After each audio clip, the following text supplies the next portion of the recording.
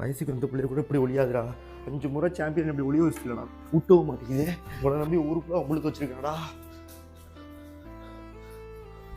வந்துருவாங்களே. Light அமர்த்திட்டு சத்தம் இல்லாமல் இருந்துட வேண்டியதான்.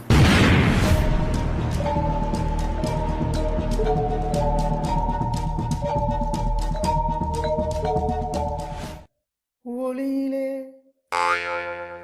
தெரிவது கடப்பறையா குஜிலி மஸ்து யாரு செஞ்சது ஒருபோதும் ஜெயிக்காம தினமும் தோக்கணும்.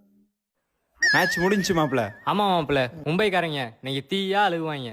அவன் அழுவுறத பார்க்க கண்டிப்பா ராஜ்பிரியன் வருவான். அவனை பிடிக்கணும். மங்காளி